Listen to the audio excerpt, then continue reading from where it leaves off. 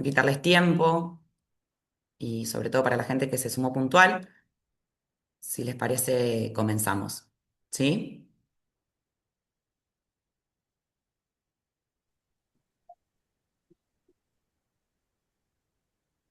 Buenísimo, Nani. No sé si arranco yo o Dale, arranca. Flor. Dale, Flor. Dale, bueno, Te damos la buenísimo. palabra.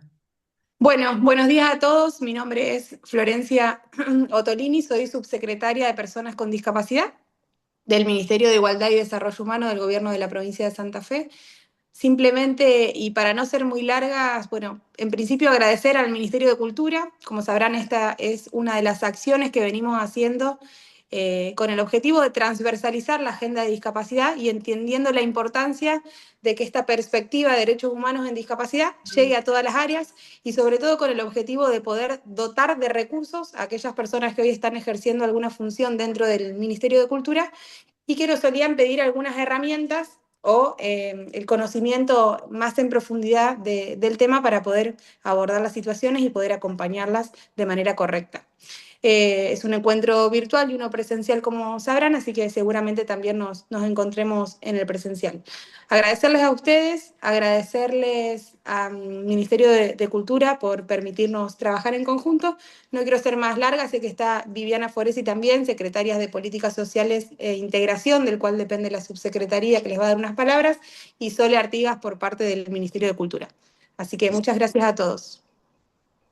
Muy buenos días a todos y a todas. La verdad que gracias, Flor, por la presentación.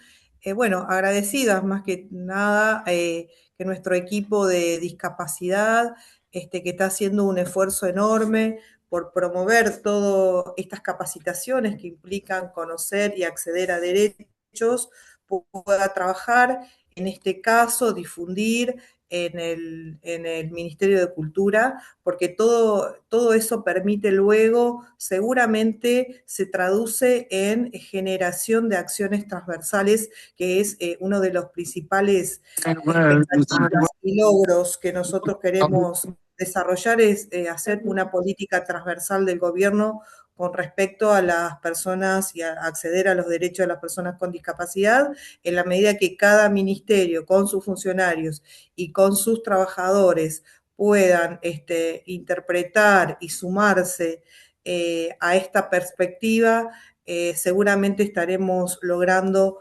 mejores resultados eh, en esta gestión y en los meses. Muchísimas gracias. Muchas gracias, Vivi. Y Sole, le damos la palabra a Sole Artigas, del Ministerio de Cultura.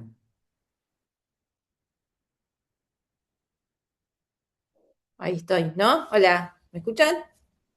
Sí, Sí, Sole, Sole, te perfecto. escucho bien. Genial. Bueno, no, me sumo. Muchísimas gracias, Sabi y Sabina y Patsy, que se pusieron al hombro de parte de este ministerio un poco la organización de esta logística de dos ciudades, un montón de equipos, horarios distintos de trabajo. Bueno, medio que al principio fue un poco complejo.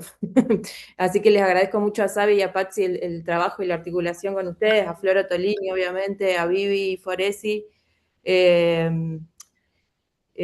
Nada, la verdad que es un lujo también poder escucharla a Sole Helves, que es una referenta feminista, además, una piba con un montón de potencia, que siempre es un lujo escuchar, así que, bueno, nada, solo preparadas para disfrutar y también para pensar colectivamente. Este ministerio siempre, desde su inicio, ha nacido con pretensión de ser inclusivo, de ser siempre grande, de nunca cerrarles las puertas a ninguna persona y hacemos mucho esfuerzo cotidiano para hacer eso, pero también hoy estamos en una instancia donde necesitamos hacer un poco de foco y ver cuáles son las barreras, no solo las barreras arquitectónicas, que ya las aprendimos también gracias a la lucha del colectivo de discapacidad hace muchos años, aunque aún no se puedan respetar todas, sino las barreras más colectivas, más las que construimos como comunidad en este marco de tanta crueldad, justamente con el colectivo de la discapacidad. Nos parece que es importante que podamos pensar sobre estas cosas, que podamos juntarnos, que podamos ponerle pensamiento,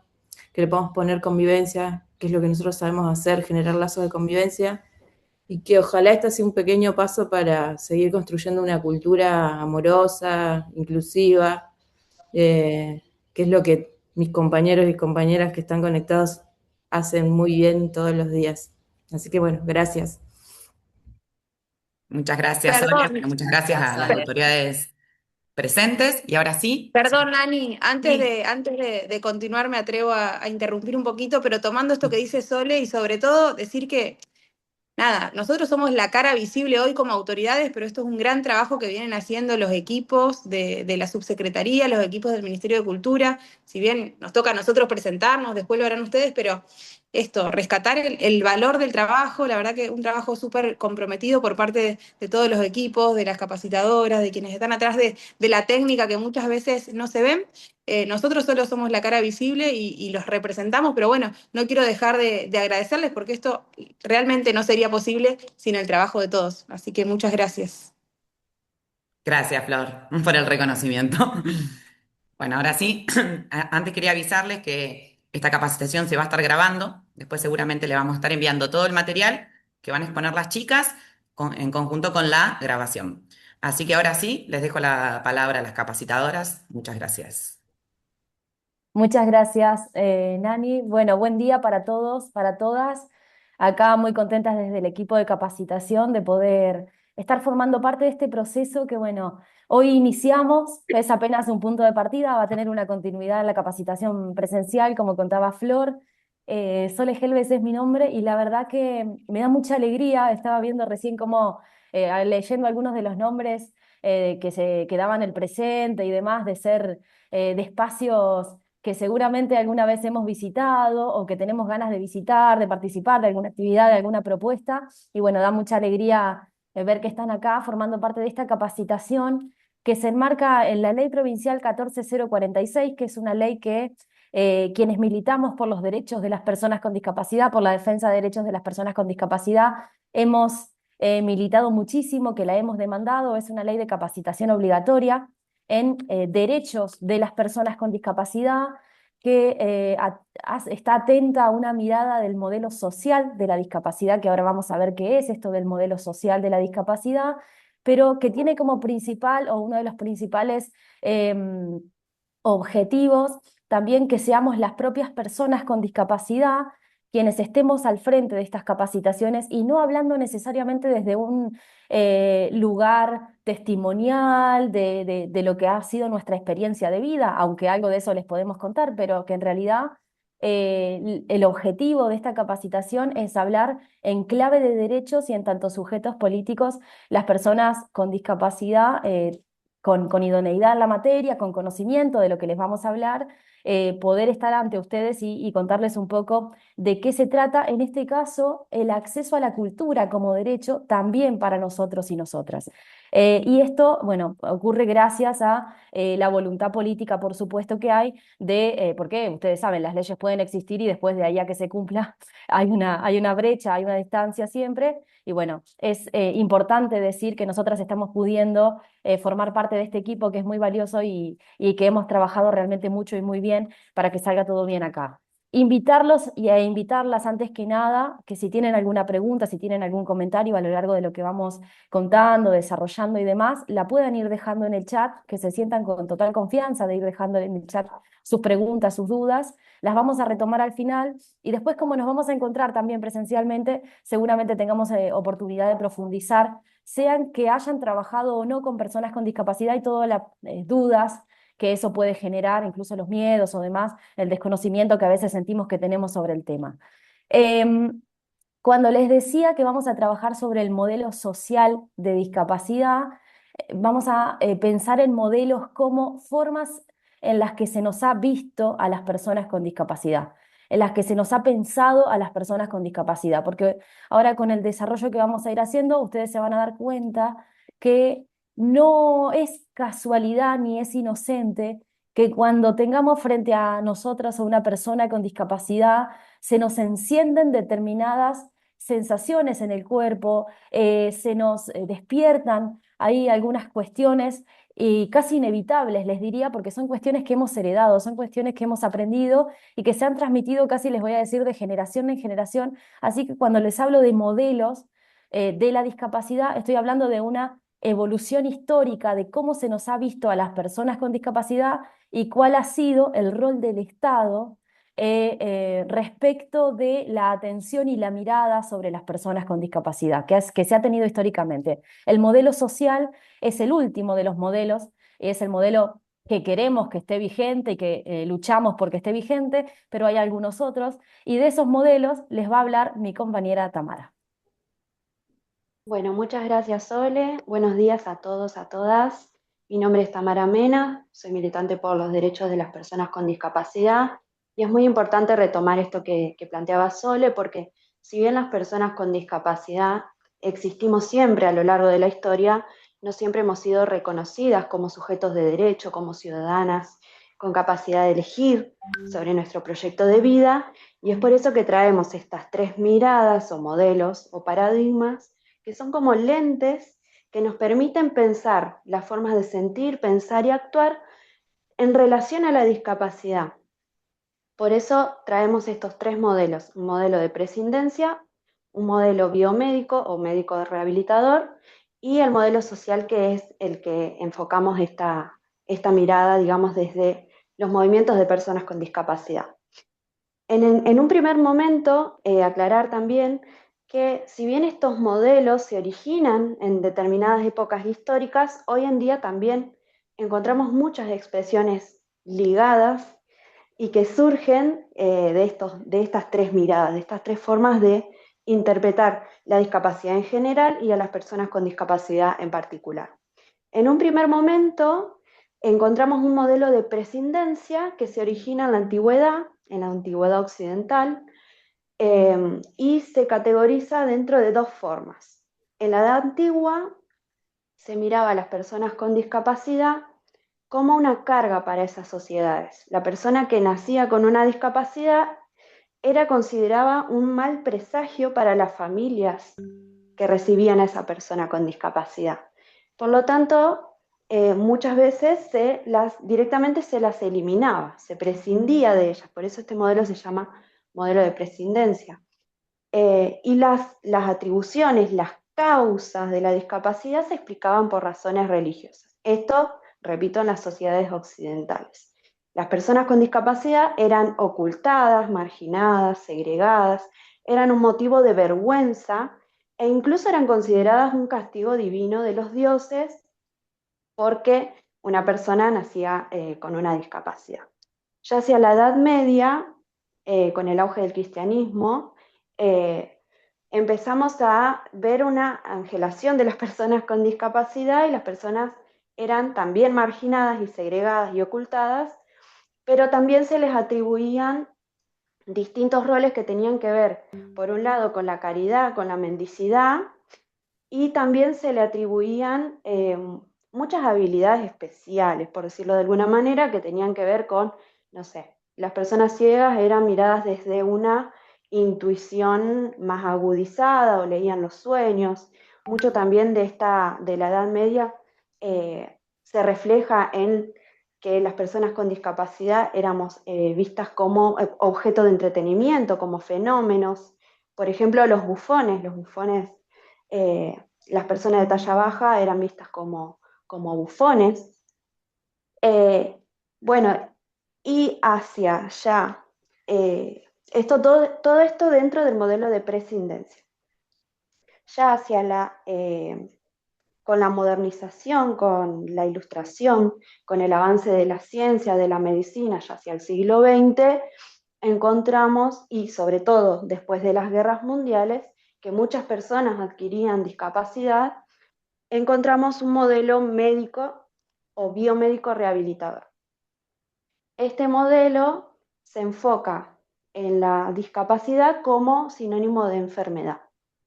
La discapacidad estaba planteada en el cuerpo de la persona, que era considerada objeto de tutela, y este modelo tiene una impronta basada en lo que las personas con discapacidad pueden y no pueden hacer, y en que esa persona debe corregirse, curarse, rehabilitarse para hacer las mismas cosas en el mismo tiempo que las demás personas. Tiene que normalizarse. de este modelo también surgen muchas formas de medir la discapacidad, esto basado en qué podemos y no podemos hacer, desde una lógica terapéutica, una óptica terapéutica eminentemente. El propósito de vida de las personas estaba dado en curarse, rehabilitarse, corregirse, esconder la discapacidad, sobreadaptarse a un entorno que no estaba preparado para ello.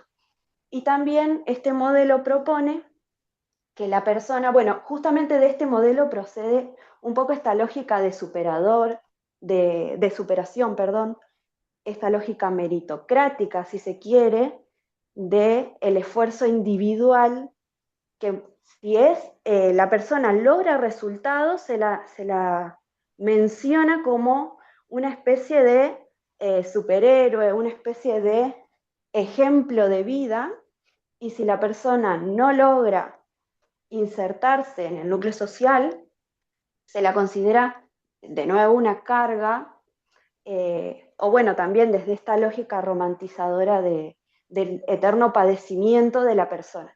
Pero bueno, principalmente este modelo se basa en el diagnóstico y en el Estado se refleja en políticas públicas eminentemente asistencialistas y vistas desde esta lógica terapéutica, única y exclusivamente para las personas con discapacidad. Y dentro de este modelo también hay algunas palabras que surgen, tienen que ver con la integración, y no, bueno, justamente cuando llegan los años 60, las personas con discapacidad se empiezan a organizar, empiezan a hablar por ellas mismas, porque bueno, también este modelo médico tiene una lógica tutelada donde las decisiones de la vida de estas personas queda exclusivamente a cargo de otras personas, predominantemente de profesionales o personas que se considera que saben qué es lo mejor para ellas, para su vida. Ya hacia los años 60, como les venía diciendo, los movimientos de personas con discapacidad surgen también en esta oleada de los feminismos, de los movimientos de las personas racializadas, de los movimientos de la comunidad LGBT. También surgen los movimientos de las personas con discapacidad y las personas empiezan a plantear una perspectiva social de la discapacidad, una perspectiva más transversal, que ya no pone el foco en la persona como objeto de tutela o como problema, sino que plantea que la discapacidad está dada en una interacción que se da entre el sujeto, que es un sujeto de derecho, en interacción con barreras de su entorno que limitan esa participación, ese acceso a derechos. Y ahí surge una premisa fundamental que tiene que ver con justamente la participación activa, la autonomía de la persona, el tomar decisiones por una misma, el poder decidir sobre la propia vida y los proyectos de vida, el transversalizar las políticas públicas que no solamente quedan en relación a lo terapéutico, sino que tienen que ver con esto también, con el acceso a poder disfrutar de la recreación, de la cultura, de los espacios, de la participación política, tener un trabajo, poder pensar, proyectar distintas posibilidades, digamos, que surgen en relación a poder pensarnos como sujetos de derecho. Y un concepto fundamental que viene a plantear este modelo social tiene que ver con las barreras. ¿Sole, querés retomar lo de barreras? Pero cómo no, claro que sí. Bueno, las barreras son, y esto les va a sonar familiar y van a poder pensar seguramente en sus entornos de trabajo, porque las barreras son cualquier obstáculo que nos impida a todas las personas, pero enfocadas en las personas con discapacidad, las barreras son cualquier obstáculo que impida desarrollar nuestras potencialidades, ejercer nuestros derechos y participar de la vida en comunidad. Si ustedes piensan cuántas veces quedamos excluidas las personas con discapacidad de los espacios culturales y de las propuestas culturales, van a poder notar de qué hablamos cuando hablamos de barreras, porque lo importante que tiene el modelo social es que deslinda responsabilidades. Así como el modelo médico, decía Tami anteriormente, ubica la discapacidad en el cuerpo de las personas y te dice algo así como, bueno, es tema tuyo.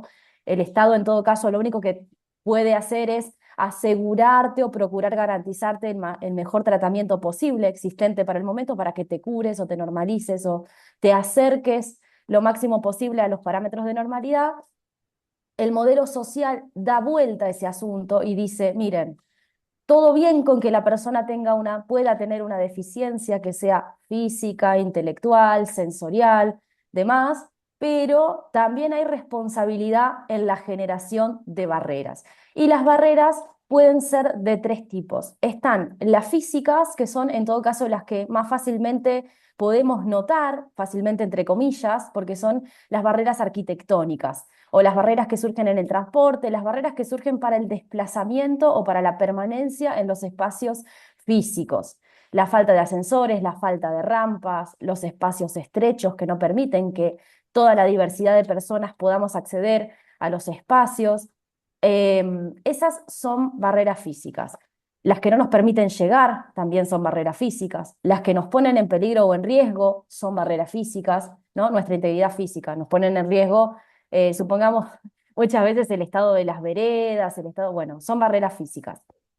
Después están las barreras comunicacionales que impiden o dificultan el acceso a la información, la comprensión de la información, el intercambio de opiniones y que nos impiden, perdón, participar en igualdad de condiciones con las demás personas en lo que hace a la cuestión comunicacional. Vieron que ahora muchísima información se transmite por medios digitales. De hecho, para hacer una invitación, para hacer una propuesta, para eh, difundir un evento que estemos organizando, lo hacemos muy probablemente a través de redes sociales o lo hacemos a través de WhatsApp o de los medios que utilicemos y lo hacemos a través de flyers. Ustedes piensen que si, por ejemplo, las fotos, el flyer que enviamos como foto, no está debidamente descrito, hay un grupo de personas que nos perdemos esa información. Y la propuesta cultural que ustedes pueden estar transmitiendo puede estar muy buena, pero hay un grupo de personas que no nos enteramos, porque la foto no está acompañada de un pie de foto con texto que diga, hola, te invitamos a tal evento que va a tener lugar a tal hora, en tal lugar, etc. Esa es una barrera comunicacional. Las barreras que surgen en los entornos digitales, por ejemplo, que una página web no sea plenamente accesible, también es una barrera comunicacional, y hay otras que por supuesto tienen que ver con, no sé, van a retomar las compañeras más adelante, la falta de intérpretes en lengua de señas argentina o la falta de lenguaje sencillo, es decir, de poder comunicar de una manera coloquial, con oraciones cortas y demás, para que todas las personas en nuestra diversidad podamos recibir la misma información. Y después están las barreras actitudinales, que son las generadoras de todas las demás, porque son todas aquellas representaciones que podamos tener sobre la discapacidad, más o menos conscientemente, y que se van plasmando en prácticas, en omisiones, y que van generando discriminación o exclusión o que restringen nuestra participación. Por ejemplo, todas aquellas veces que no se nos ocurrió que una persona con discapacidad podía llegar a un espacio hasta que llega y nos toma por sorpresa y nos empezamos a preguntar, ay, ¿qué hago? ¿Cómo hago? ¿Cómo resuelvo? No tengo idea, no me siento preparado, barra A, barra E. Todas esas son barreras actitudinales que nos imaginamos a las personas con discapacidad en algunos lugares y en otros no, o nos imaginamos que van a estar acompañadas y que ese acompañante va a oficiar ahí de intermediario con nosotros y nosotras y no nos va a tocar interactuar con la propia persona con discapacidad, entonces nos va a resolver la cuestión de cómo hacer. Esas son algunos ejemplos de barreras actitudinales rápidamente hablando, o que no sepamos realmente cómo proceder, el desconocimiento en sí es una barrera actitudinal, y todas estas conceptualizaciones de las que estamos hablando están plasmadas en la Convención sobre los Derechos de las Personas con Discapacidad, que es nuestra Ley Nacional 26378, la Ley 27044 le da jerarquía constitucional a la Convención, de manera que es una ley con rango constitucional y abarca la Convención todos los derechos de las personas con discapacidad civiles, económicos, políticos, sociales y también los culturales. considera el acceso a la recreación, el deporte y la cultura, la Convención, como un derecho también para nosotros y nosotras. Y es el primer tratado de derechos humanos construido con participación del propio colectivo afectado por las múltiples formas de discriminación y de opresión y de exclusión que pueden surgir, como nos ocurre a las personas con discapacidad. Se sancionó en el año 2006, está cumpliendo 20 años y bueno, lleva todos estos años sin cumplirse ni armonizarse del todo.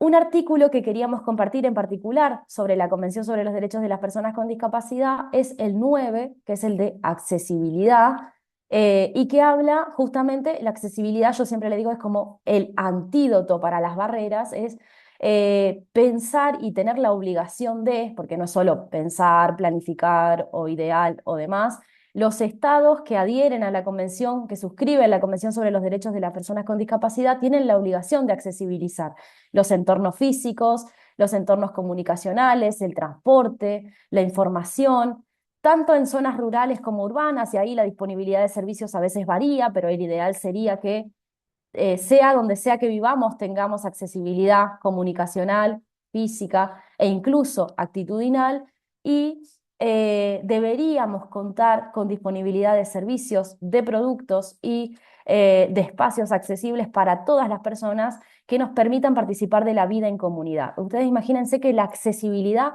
nos permite a las personas con discapacidad y a otros grupos de personas recién empezar a estar, y si no está presente, nos limitan o nos restringen esa posibilidad de estar.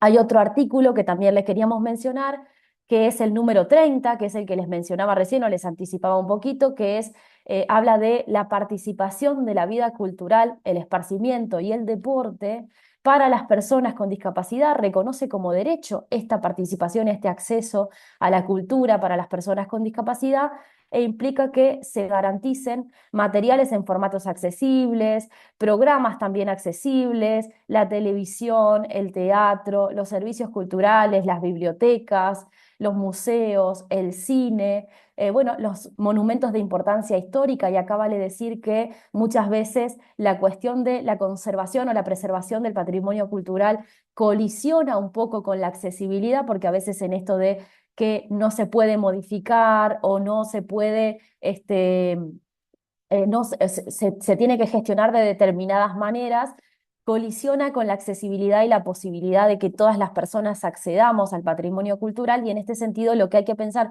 no es tanto como una barrera infranqueable, sino en todo caso el desafío es encontrarle la vuelta para poder pensar cómo hacemos, cómo garantizamos que todas las personas, incluidas las personas con discapacidad, accedamos al patrimonio cultural sin afectar, por supuesto, el patrimonio cultural, que tiene que durarnos siglos, pero sí garantizando que todas las personas podamos acceder y no que haya algunas que solo nos tengamos que enterar de lejos o por una narración, ¿no?, de qué se trata ese patrimonio cultural.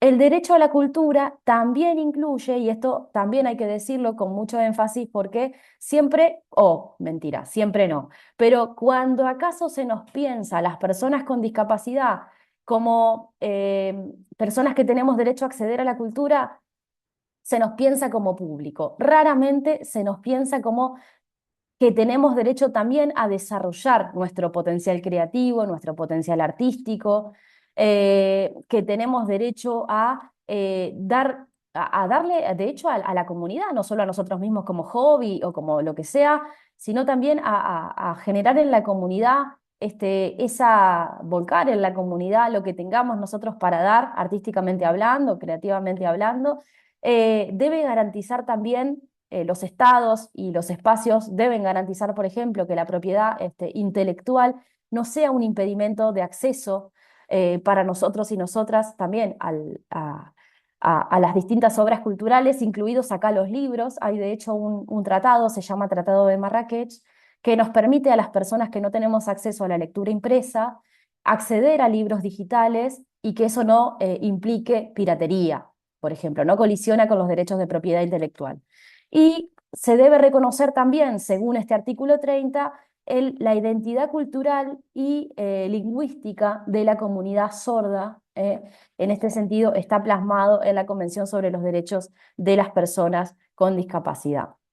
Hay una figura o un concepto que también está bueno que conozcamos, es el de apoyos, es una persona o recurso de asistencia para las personas con discapacidad, para el desplazamiento o para la comprensión de información, para la manifestación de voluntad. Por ejemplo, yo soy una persona ciega, aquella persona que me asiste a mí para cruzar la calle en un momento determinado es una persona que está oficiando de apoyo para el desplazamiento. El bastón blanco que yo utilizo también es un apoyo para el desplazamiento. Eh, una persona que acompaña, no sé, para ingresar al teatro y le indica cuál es su lugar, su ubicación a una persona con discapacidad, está oficiando en ese momento de apoyo, ¿sí? Y después están los ajustes razonables, que son las modificaciones o las adaptaciones que son necesarias ante casos particulares, surgen ante la singularidad, cuando la accesibilidad o no está completa, no contamos con accesibilidad o no está resultando suficiente. Por ejemplo, puede pasar que tengamos un espacio de atención o de práctica de una determinada propuesta cultural, asista a una persona con discapacidad que no pueda, por ejemplo, subir escaleras, decidimos realizar la actividad en el primer piso para que no haya que subir escaleras, que nadie tenga que hacerlo. Eso es un ajuste razonable, una decisión que se toma porque no tenemos accesibilidad para hacerlo de otra manera, ¿sí?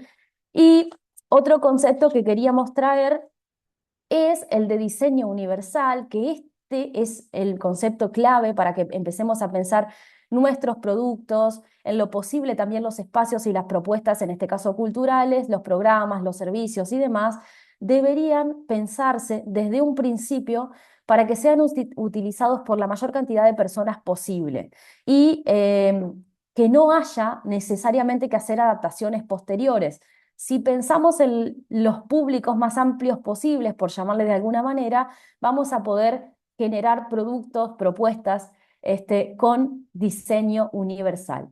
En el caso de los procesos culturales, esto implicaría que se diseñen desde el principio, como les decía, con una perspectiva lo más amplia y diversa posible. Y de eso se trata cuando pensamos para todos los públicos y no tengamos que hacer después una propuesta específica con recursos accesibles, porque no nos dimos cuenta de pensarla desde un principio, de una mirada amplia y de diseño universal. Y lo último que tenemos para trabajar con ustedes rápidamente, porque nos queda un ratito nada más y le pasamos la posta a las compañeras, son algunas recomendaciones para el trato y la interacción con personas con discapacidad, que esto también genera muchas dudas y mucha curiosidad siempre.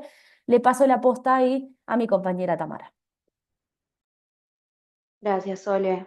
Bueno, desde esta perspectiva que planteábamos, enfocándonos en las barreras y enfocándonos en la accesibilidad, no desde el diagnóstico de la persona, sino desde el entorno. ¿Cómo hacemos que los espacios sean transitables, poder garantizar el mismo derecho a las personas con discapacidad, no solo de llegar al espacio, que está de por sí llegar es importantísimo para nosotros, sino también de poder participar, de poder intervenir, conectar con la institución? Y en este sentido, bueno, pensando en los tipos de barreras, podemos encontrar un montón de formas de accesibilizar los espacios. En primer lugar, bueno, esto, habilitar el uso de rampas, el uso de ascensores, despejar obstáculos de nuestro espacio de trabajo, poder contar con una iluminación correcta, correspondiente al espacio donde estemos, poder orientar a la persona, preguntarle si necesita algo, intervenir directamente preguntarle a la persona y no a su acompañante, poder dirigirnos directamente a la persona con discapacidad, porque muchas veces se nos piensa como que estamos acompañadas y a veces ni siquiera conocemos a la persona que tenemos al lado. Entonces, bueno, preguntarle directamente a la persona, al dirigirnos a ella, no infantilizarla, poder tener distintas alternativas, como decía Sole al principio, señalizar los espacios de forma que podamos también encontrar hacia dónde queremos ir, no intervenir directamente sobre las herramientas de apoyo de la persona, no sé, en el caso de una usuaria de silla de ruedas, no empujar la silla, no, sin mediar palabras, sin decirle, sin dirigirnos a ella. Bueno, también respetar su nombre autopercibido, respetar, bueno, no ser condescendientes con la persona, usar indicaciones, no sé, en el caso de discapacidad visual, hacia tu izquierda, hacia tu derecha, ofrecer las distintas alternativas que tenemos para que esa persona pueda interactuar con ese espacio, tener distintas formas de comunicación para que esa persona pueda interactuar con nosotros. Bueno, son algunas de las recomendaciones que de hecho vamos a abordar en profundidad en el encuentro presencial y que parece interesante poder pensar el proceso de intervención, de interacción con los productos culturales desde un principio. Cómo llegamos al lugar, cómo nos ubicamos en el lugar, cómo sabemos de antemano qué información podemos tener en relación a esa actividad cultural, cómo trascendemos por ese espacio, cómo circulamos con autonomía por ese espacio y bueno, también una forma de brindar alguna devolución, algún testeo, alguna retroalimentación para poder contar con más estrategias de accesibilidad para próximas propuestas culturales. Por mi parte, por nuestra parte, le dejamos el paso a nuestra compañera Adriana. Buenísimo, chicas, gracias. Bueno, con todo esto que comentaban las compañeras, esto que decían que hace 20 años fue la convención, en el 2023 el Consejo Evaluador de la Comisión de las Personas, de la Comisión de los Derechos de las Personas con Discapacidad realiza una devolución hacia cómo estaba siendo manejada en Argentina la convención y hace un aporte muy puntual que dice, che, todo muy lindo, pero está habiendo muy pocos accesos para que las personas con discapacidad sean artistas, ¿sí? Muy pocos. Para que lo marque y lo destaque es porque es realmente algo que debe haber sido casi nulo. Empiezan a haber brevemente estudios sobre cuáles son las condiciones para la accesibilidad cultural. Igual este que traigo yo acá no es de Italia y Nueva Zelanda. Está habiendo algunos estudios culturales en Latinoamérica, pero no algo todavía tan publicado y preciso, porque si no lo elegiríamos, por supuesto. Pero digamos, esta tiene que ver con un proyecto que hicieron dos mujeres abogadas y artistas muy militantes. Ellas tienen un proyecto que cerró en 2025 que se llama Dancing, que trabaja la accesibilidad cultural, y ellas, en un estudio de muchas organizaciones de muchos países, definen cuáles son 5 de las condiciones que tiene que haber sí o sí para que suceda la verdadera accesibilidad cultural, porque acá estamos hablando de dejar de romantizar un montón de cuestiones y que realmente suceda. Esa es la intención de todos y de todas y de todos los que estamos acá. Entonces, 5 condiciones. La primera, legislación, políticas y efectivas, ¿sí? Con el foco en la implementación, que es lo que hablaba Sol al inicio. Está la normativa y también está una gestión, un equipo y la disposición de ustedes de implementar. Financiamiento y servicios adecuados. Acá vale decir que la plata sí hace la felicidad, ¿sí? Realmente se necesitan los recursos para poder implementarlo, sino con buena intención no sucede. Las actitudes positivas, Chan, y acá es cuando decimos, no implica que el colectivo de las personas con discapacidad te caiga simpático, ¿sí? Y te digas, qué lindo, qué bueno lo que hacen, son héroes, hay que destacarlo y demás. Sino tiene que ver con derribar tu verdadera barrera actitudinal, que las tenemos todos, todas y todes, ¿sí? Y tiene que ver con pensar, que ahora lo vamos a ver un poquito más en profundidad, centrado que es un poco lo que a mí me compete, que tiene que ver con cómo hacer que las prácticas tuyas sean accesibles. Porque si vos estás en tu lugar de trabajo o en tu lugar creativo, ojalá sea el mismo, y nunca pudo transitar ahí una persona con discapacidad, algo está pasando, ¿sí? Entonces esa es una responsabilidad que tenemos, que ahora la vamos a ver en profundidad con esto de las barreras actitudinales. La accesibilidad real, que es organizada y anticipada, como nombraban las chicas. Estamos hablando puntualmente de accesibilidad cultural, ¿no? Y por último, la consulta y el involucramiento de personas con discapacidad, ¿sí? Que tiene que ver con este gran movimiento que surgió en la década del 60, que se llamó Nada sobre nosotros, nosotras, sin nosotros. En ese momento no se usaba ambos artículos. Entonces, fue como, esto es una parte muy importante, ¿sí? Porque tiene que ver con los verdaderos y las verdaderas usuarias. Y si nos vamos a centrar entonces, ahí pasamos a la otra plaquita, en esto de las actitudes positivas, ¿sí? Que tiene que ver con con los lentes con que miramos. A mí me gusta esa metáfora que tiene que ver, todos tenemos puesto algo que hace que miremos de determinada manera las cuestiones. Todos tenemos un banco de datos que define lo que somos y lo que hacemos, ¿sí? Lo que consideramos, de todo, de lo que consideramos como sujeto, lo que consideramos como persona con discapacidad, si nos incomoda o no, lo que pensamos de las prácticas culturales que hacemos, de arte, de todo. Eso es lo que llevamos y hace que miremos de determinada manera. Una de las frases que tienen estas autoras es: la accesibilidad es una condición previa para garantizar la participación cultural. Participación, que es algo que nombraron también las chicas, tiene que ver eh, con participación activa. Y estamos hablando de todo esto, y estamos acá reunidos y reunidas porque el arte en sí mismo no es algo inclusivo, ¿sí? Eso lo afirmo con toda seguridad y con toda la convicción, no soy solo yo la que lo dice, por supuesto. Cuando hablamos del arte como algo abstracto, como algo que baja del espacio y que nos inunda y que nos cura, nos cambia, nos sana, nos salva, no. Ya está muy desterrado la universalidad del arte, el hecho de que es algo que sucede por sí mismo, porque eso corre la responsabilidad que tenemos para hacerla accesible, ¿sí? Por ejemplo, yo soy patadura, ok, no bailo, entonces la responsabilidad es mía porque soy patadura. No, la responsabilidad es de aquella profe de danza que la verdad que se portó bastante mal cuando yo era chica, que me dijo que no convenía que yo haga danza, porque no hizo sus prácticas accesibles, no generó la participación cultural mía. Lo estoy diciendo de patadura para, así lo mismo que en música dicen, no tiene oídos, no tiene mano, no tiene pies, no camina. ¿Sí? Estoy yendo a cuestiones también mucho más que pueden sonar violentas, pero son realistas en cuanto a los cuerpos diversos que ya estamos trabajando, ¿sí? Entonces se deben generar las condiciones sensoriales, físicas, comunicacionales, bien ordenadas, como nombraron las compañeras, para que se pueda acceder a ella.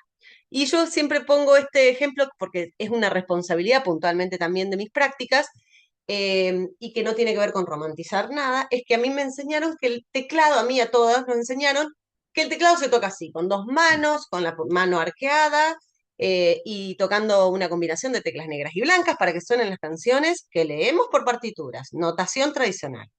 Pero ¿qué sucede? Y ahí pasamos a la otra plaquita.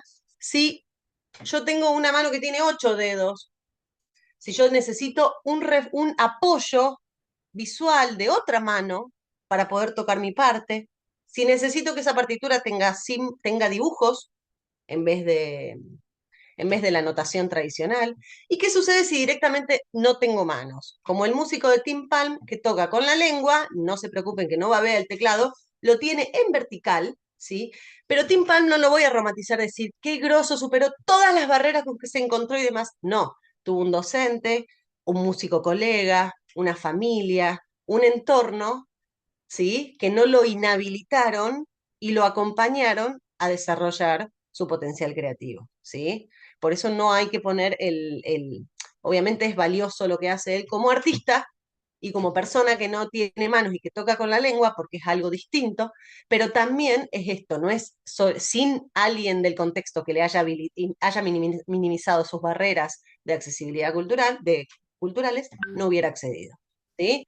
Entonces, para no extenderme más, después si quieren hacemos preguntas o pueden habilitar esto de cuál es la noción de arte o de música. Lo voy puntualmente a la música, ya no es más, ya lo deben saber, el arte de combinar los sonidos, ni un arte universal, ni demás, sino va más a que el arte es la música es lo que una comunidad cultural decide que sea, ¿sí? Entonces esto está ligado al derecho de disfrutar del arte, de otros y de otras, y de ser artista, ¿sí? Y ahora le doy el paso a Caro, que nos va a compartir su parte desde la lengua de señas.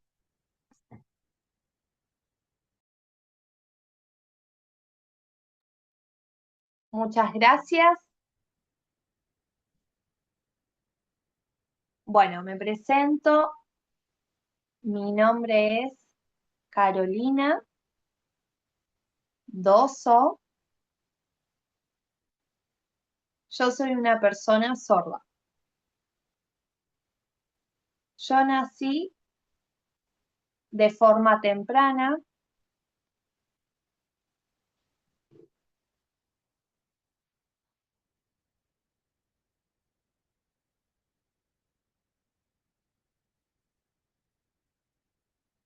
¿Estoy fijada?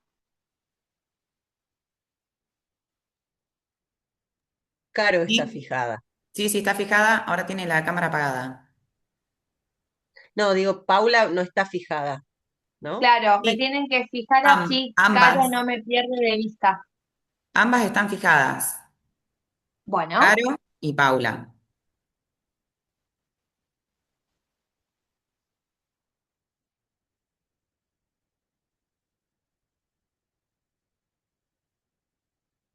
¿la ven bien a Caro? Si la ven bien, hacen así. Sí, perfecto. Perdón, les pide perdón, Caro. Que le salí de su pantalla principal, entonces, bueno, me estaba buscando. Seguimos.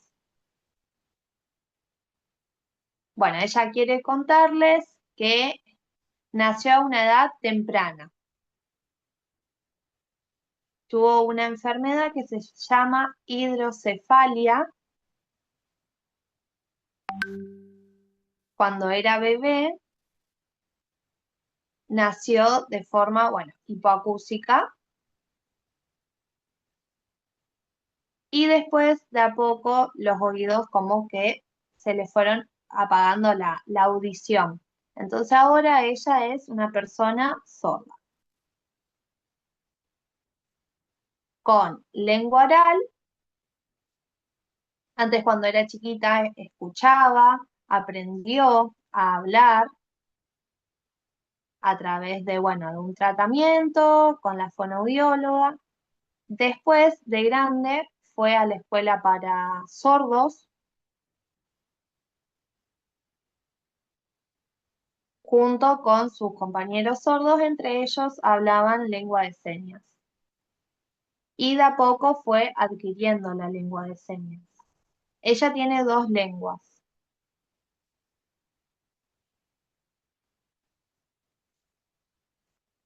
Bueno, ahora les quiere mostrar un video. ¿Para qué? Para compartir sobre la vida de las personas sordas.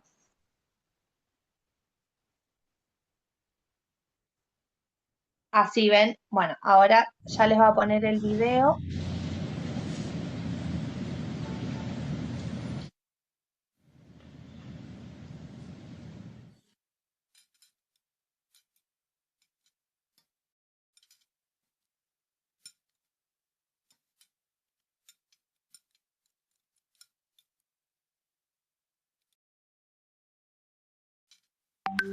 Ahora nos entiendes. No seas tú un impedimento para nuestra integración.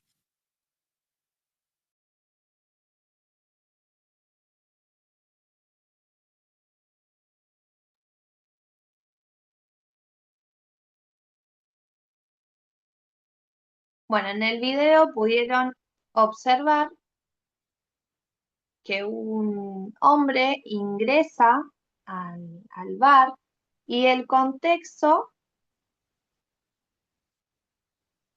entra, visualiza el sentimiento que siente la persona. Mira su entorno, hay una barrera con respecto a la comunicación. Todos se comunican con una lengua diferente, que es la lengua de señas. En las mesas están hablando en lengua de señas, el mozo habla en lengua de señas. Cuando va a pagar, también la persona habla en lengua de señas.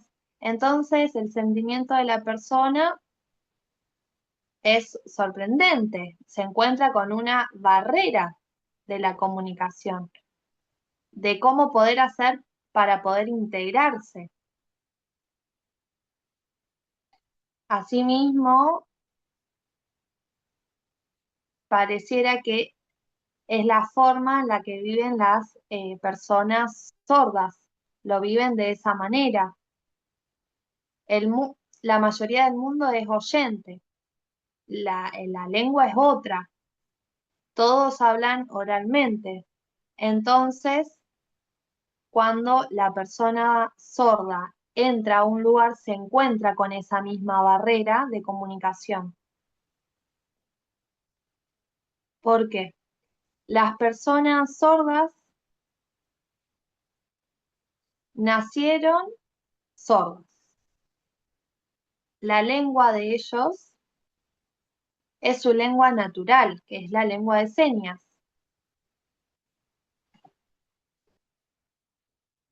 La comunidad sorda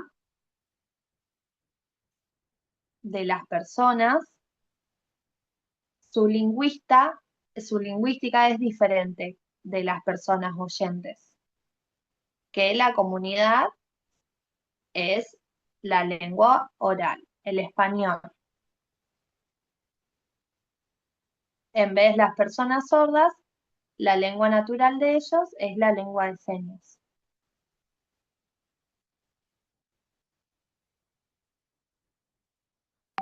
Su comunidad tiene una cultura, una identidad que está asociada ¿a qué? La cultura, lo visual, el espacio, la forma natural de comunicarse, porque ellos no pueden escuchar. Entonces, ellos buscan lo visual, el espacio, de cómo ve el mundo cada persona sorda. Aprender de lo que ven y así lo van integrando de diferentes formas. Es diferente a los oyentes. La lengua de señas es una lengua que tiene su propia gramática, que tiene un espacio, una sintaxis. Es diferente al español, que la gramática es palabra por palabra. Escucho, repito, escucho, repito. Es palabra por palabra, es una comunicación lineal. Es la gramática propia del español. En cambio, la lengua de señas, la gramática es simultánea. Tiene espacio, movimiento corporal, gestos. Es direccional. No es seña palabra. No se seña palabra por palabra. No es igual al español. La gramática es diferente.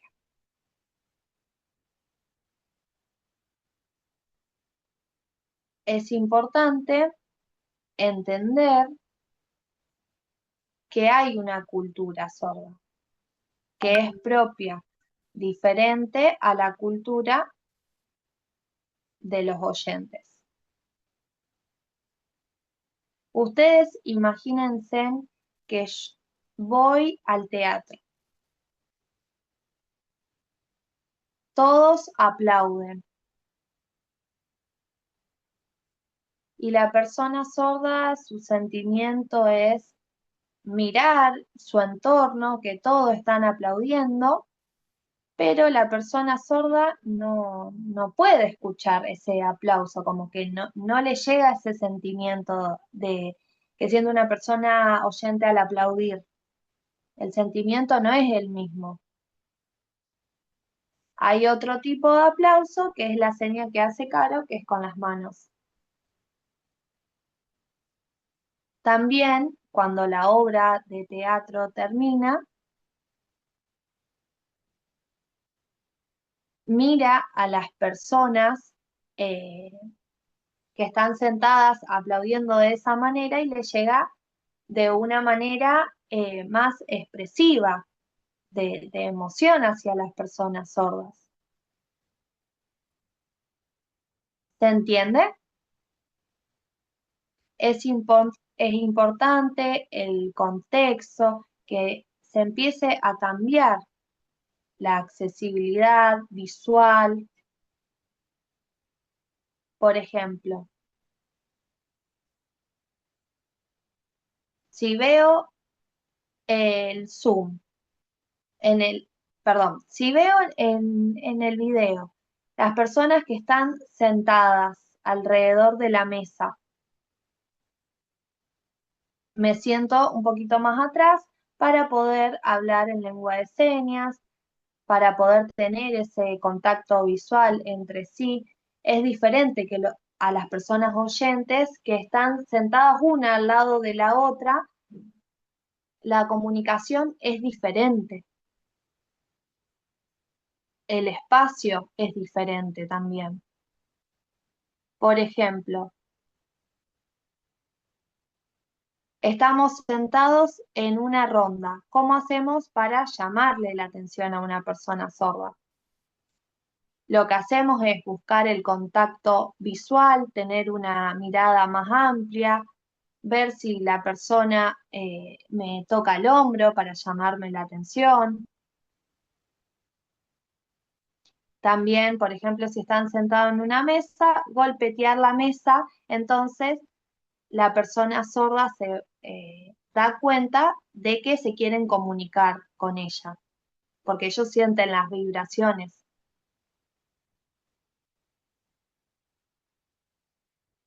La lengua, el idioma, tiene un significado. Hay dos autores, Friesman y el segundo, Halliday. Ellos dicen que el idioma, ¿qué significa ese idioma? ¿Qué es la lengua? ¿Solamente una herramienta de comunicación? No. Solamente comunicación es el idioma que integra, es un sistema que engloba, es un sistema amplio con respecto a la cultura. La cultura, la forma de vida, la forma de sentir, todo está asociado a la lengua de señas. Lo visual, la percepción que tiene cada persona sorda.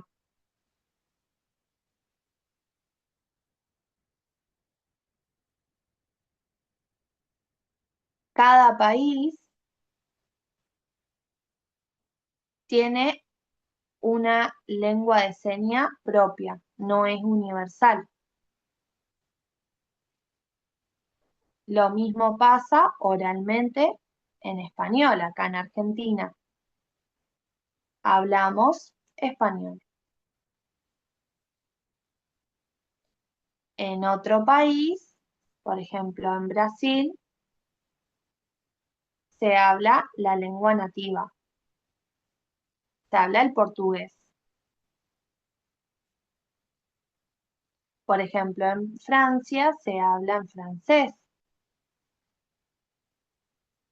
Ellos tienen su lengua de señas propia.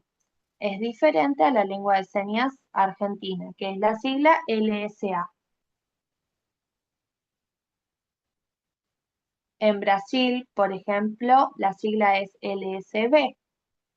En Francia es LSF.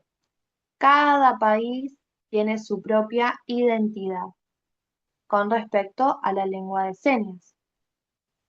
También en Argentina hay una ley número 27.710 en el año 2023 se aprobó la ley que es reconocida como una lengua oficial de las personas sordas. La lengua de señas fue aprobada. Muchos años anteriores no existía esta ley.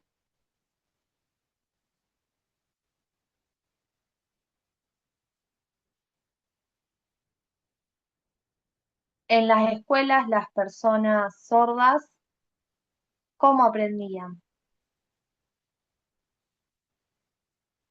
Estaba asociada al modo médico en el cual querían recuperar a esa persona sorda, que los niños aprendan a hablar oralmente, mirar cómo la persona vocaliza y copiarles, pero el decir la palabra no estaba asociada a la mente. No había conexión entre lo que la persona decía y lo que pensaba.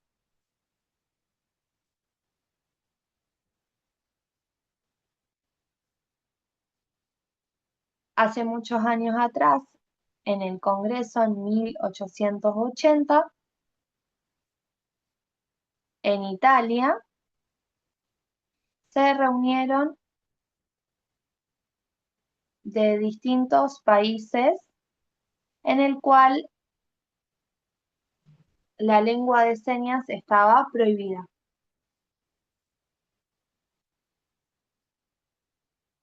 Esa decisión de que la lengua de señas estaba reprimida,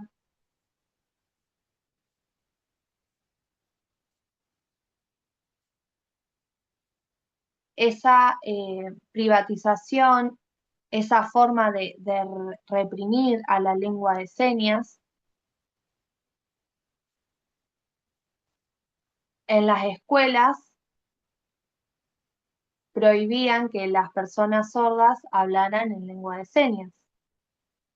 Las escuelas eran oralistas, no tenían derechos las personas sordas, porque el español era una barrera para las personas sordas, porque es su segunda lengua, porque la mayoría de las personas son oyentes y las personas sordas se encuentran con esa barrera. Ustedes imagínense, por ejemplo, un bebé que está asociado a un entorno, su lengua natural,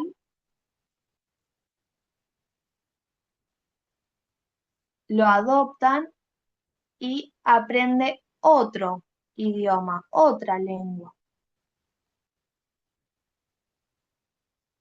El conocimiento es un poco más difícil, el sentimiento es distinto.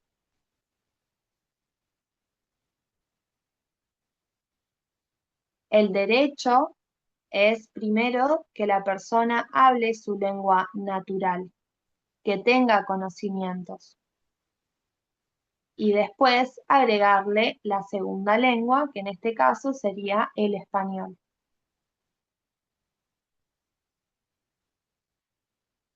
Por eso la accesibilidad, la conectividad es difícil para las personas sordas. El leer, el español, hay personas que no las entienden. Entonces ellos se encuentran con una barrera. La solución es mandar un WhatsApp que pueda ser con un video, que no sea todo escrito. Ellos tienen derecho a su lengua propia. Su primera lengua, ellos las entienden, la conocen, y después sí ir directamente con la segunda lengua, que es el español.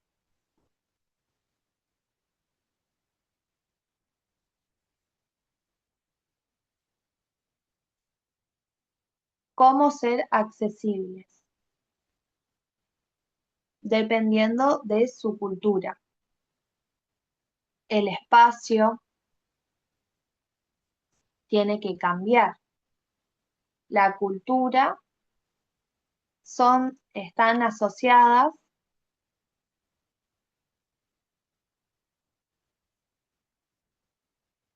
hay dos culturas. Por ejemplo, el espacio, cuando van a un museo,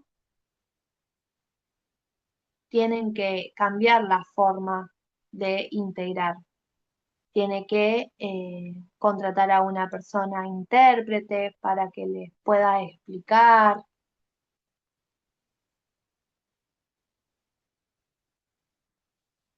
En los videos, que también pueda haber una intérprete.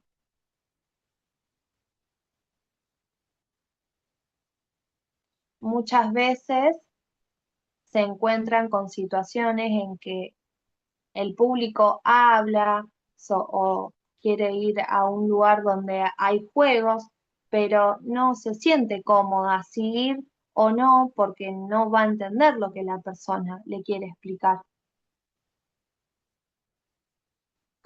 Siempre tener ese contacto visual con la persona para que ellos se puedan sentir más cómodos, tener ese contacto para que ellos puedan ser realmente integrados.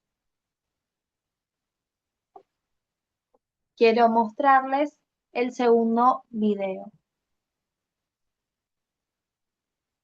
para ver y entender y poder compartir cómo está integrado.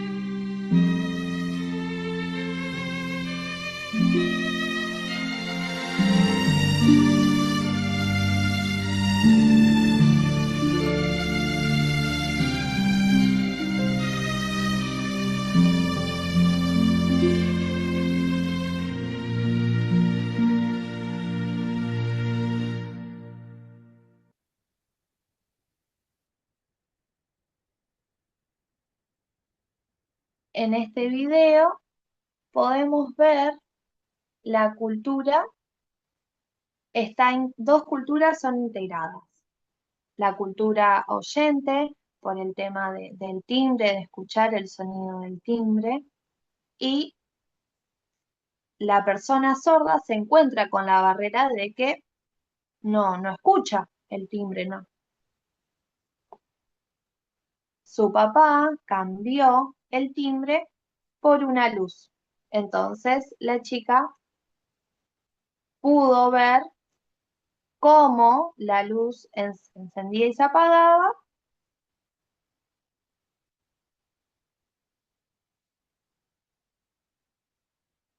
Su padre entendió la situación de cómo conectar ambas culturas. Asimismo, la accesibilidad, hay que buscar el entorno que ese entorno pueda cambiar. Ustedes piensen cada uno en la forma del teatro, de los museos, espacios culturales, que puedan empezar a cambiar la forma visual, la accesibilidad,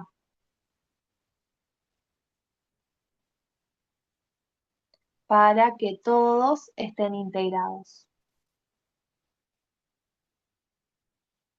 ¿Alguna duda, pregunta que le quieran hacer a Caro?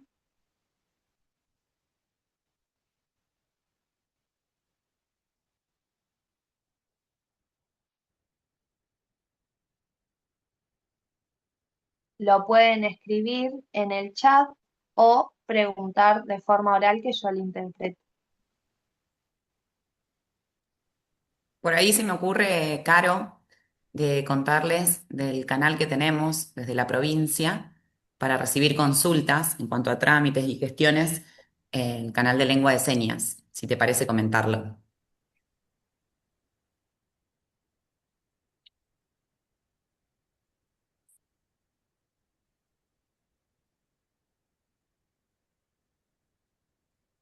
Bueno, la forma del WhatsApp de ser una forma accesible para las personas sordas que se encuentran con esa barrera de que al leer un mensaje no lo entienden.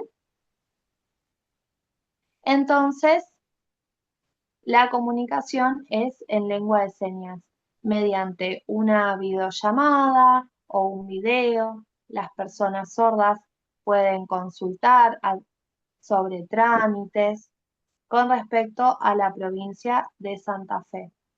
Ella les responde en un video en lengua de señas o con una videollamada. También,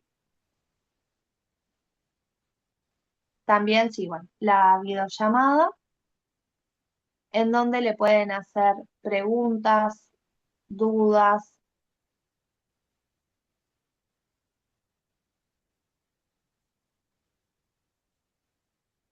¿Se entendió? ¿Alguna duda, pregunta?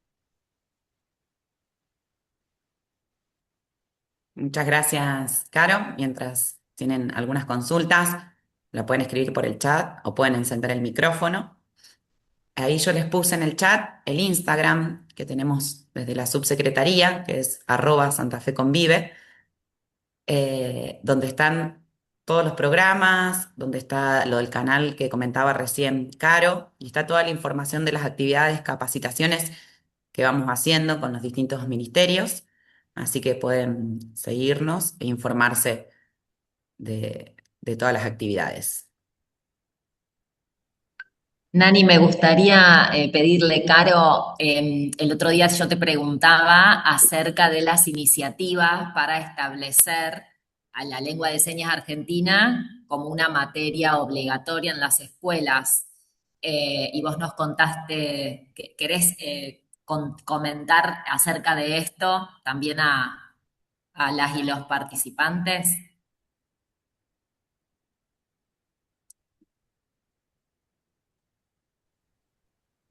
Si pueden prender las cámaras, se lo agradecemos.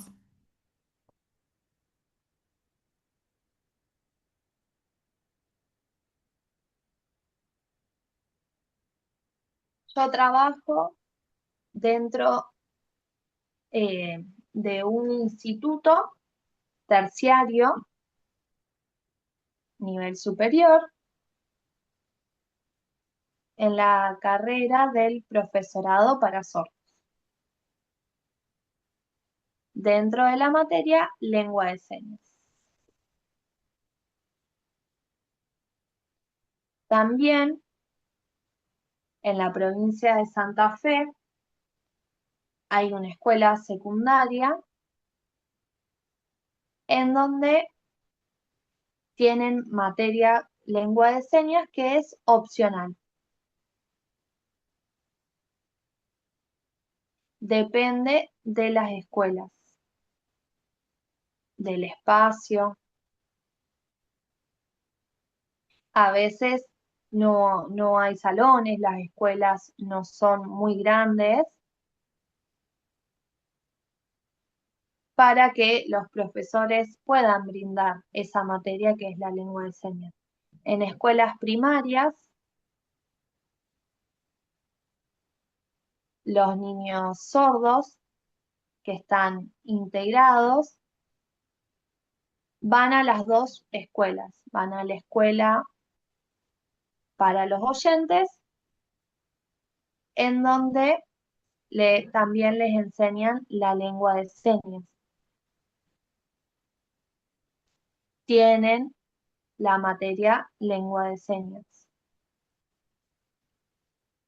Todavía siguen luchando para que sea una materia obligatoria, que en todas las escuelas, pero bueno, sigue la lucha.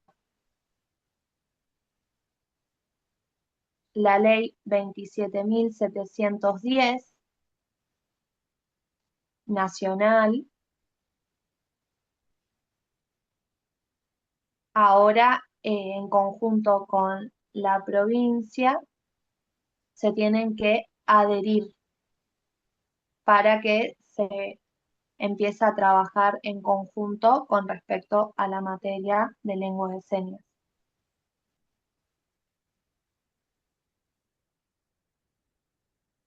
¿Se entendió?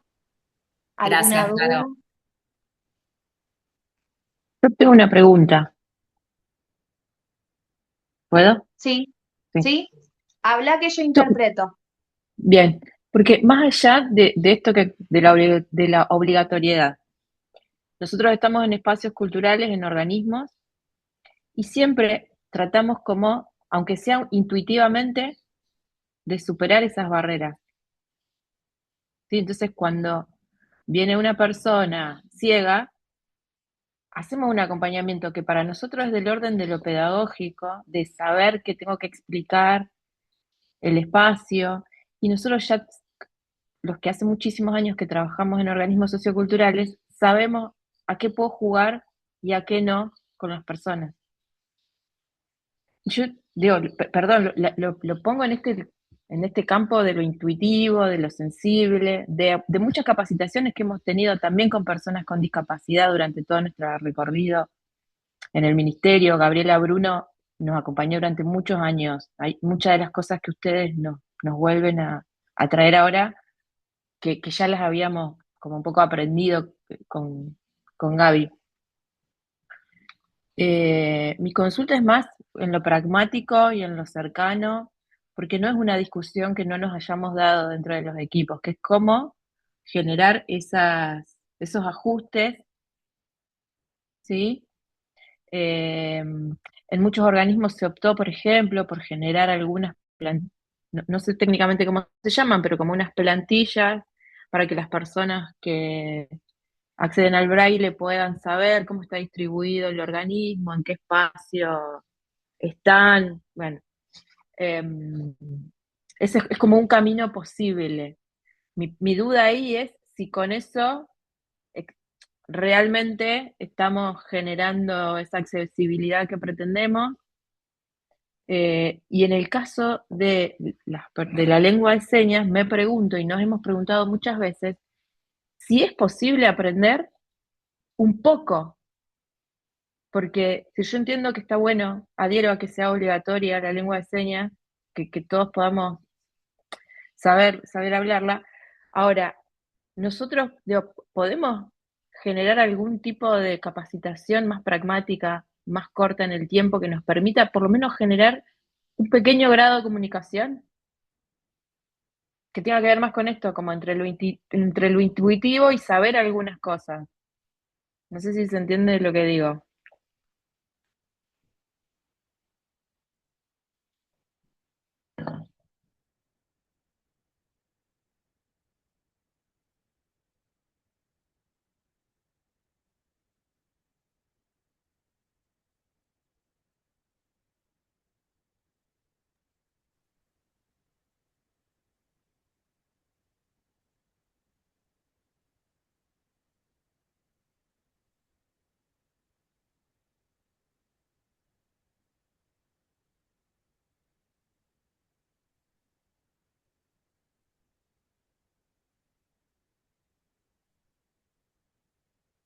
Yo no sé si,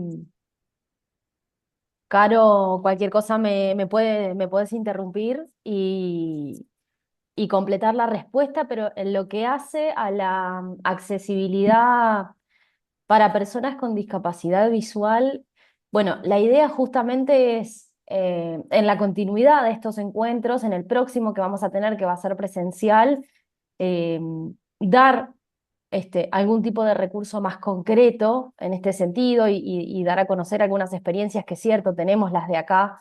Algunas de nosotras, de hecho, hemos participado en capacitaciones que se han dado anteriormente, eh, contando qué sería lo que haría falta hacer para accesibilizar los espacios o accesibilizar las propuestas o demás. Creo que igual, bueno, de hecho por eso también la accesibilidad en las comunicaciones, también yo mencionaba más temprano la importancia de hacer accesibles desde un principio las invitaciones, la difusión de actividades y demás, pero creo que para este tipo de adquisición de recursos más prácticos y recursos que duren en el tiempo y que efectivamente se puedan aplicar.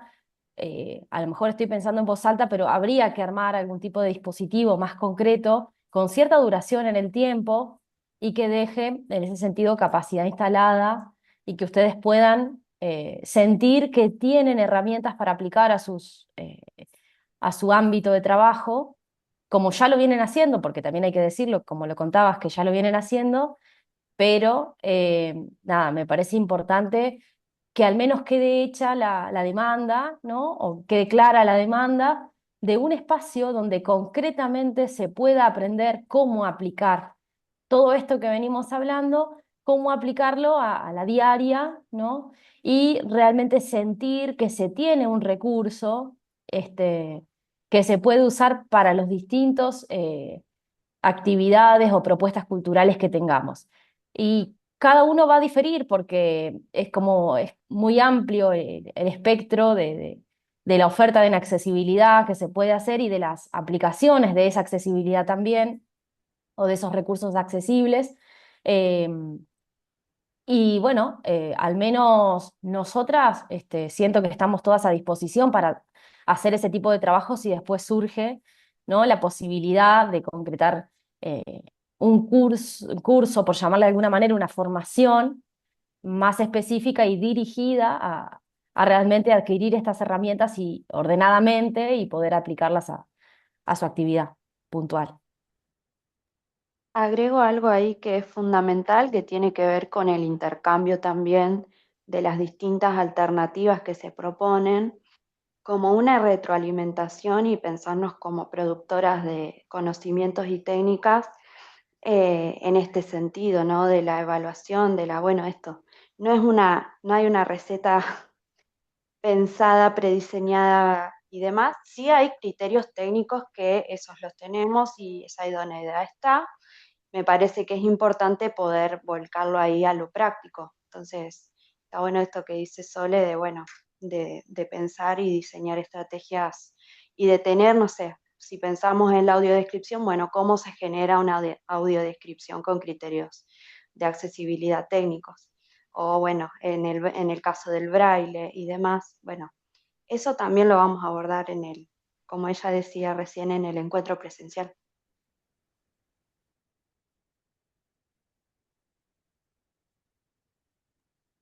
Caro les va a hablar.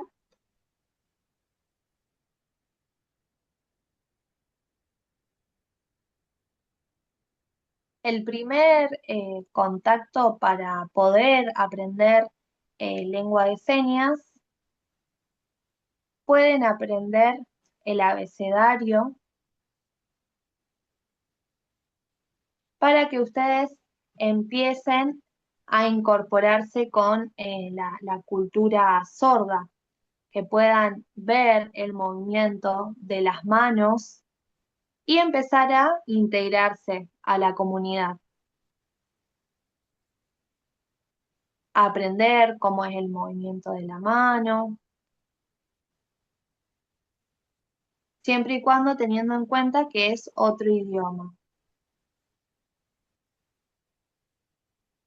estrategias de comunicación, visuales, los movimientos del cuerpo, mirar y copiar. Por ejemplo, en el río, el agua, mirar, observar el agua. Lo más importante es eso, observar lo visual.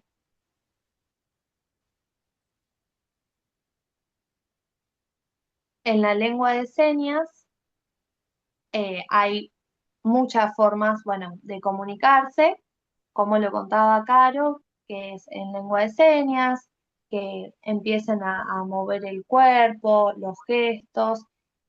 Les da una tarea que es que cuando se encuentren de forma presencial, por lo menos que puedan aprender alguna palabra o a decir su nombre.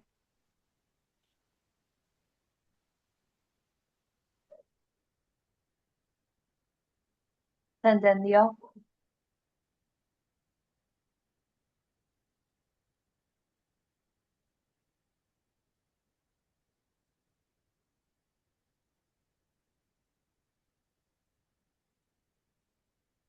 Que no busquen videos que no tengan la sigla LSA, que tengan cuidado que no sea una lengua extranjera.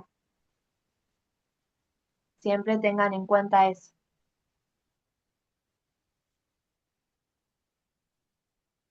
Muchas gracias. Muchas gracias, Caro.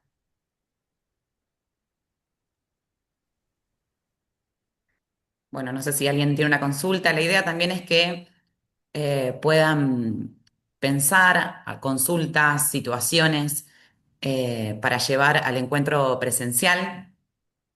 Ahora, pensando a partir de la consulta y de lo que hablaba Caro recién, eh, se puede pensar en alguna instancia formativa específica de lengua de señas que tenga que ver por ahí a lo mejor con términos culturales o alguna cuestión más específica que estén necesitando. Eh, Pienso esto ahora en voz alta y digo, bueno, es algo que se puede trabajar, por supuesto, y se puede ir pensando como una política pública. Así que buenísimo, gracias por el aporte, la consulta, las respuestas. Y bueno, si no hay más consultas, nos estaremos encontrando en el encuentro presencial. Agradecerles, en primer lugar, bueno, al Ministerio de Cultura, a todo el equipo de la Subsecretaría de Personas con Discapacidad y especialmente a las capacitadoras, que siempre digo lo mismo, son unas genias. Me parece espectacular que puedan estar acá formando, siempre lo agradezco. Eh, y bueno, eso, agradecerles. Gracias, Nani. Yo también, por último, quizás recordar a todas las personas participantes que quienes no lo hayan hecho puedan escribir su nombre y apellido, porque algunos quizás entraron después para la asistencia. Y bueno, agradecerles también a vos, Nani, a Belén, a todo el equipo de formadoras por el trabajo y bueno, a Sole también y a todas las personas que participaron hoy. Y bueno, nos encontramos en el 24, el lunes 24 en Santa Fe, para Si el les, encuentro presencial. si les parece, hacemos una foto final que después así podemos difundir lo que fue el encuentro. Yo voy a dejar de anclar un segundito, así pueden salir todas en las cámaras. Así que si pueden prenderlas y ya los liberamos.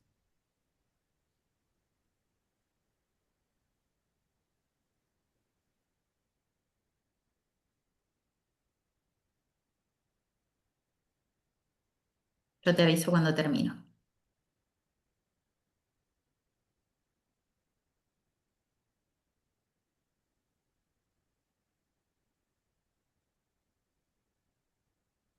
Bueno, hay personas que avisaron que no podían prender, que no estaban con cámara, así que ya estamos, Nani. Tenemos fotógrafa hoy, contratada especialmente.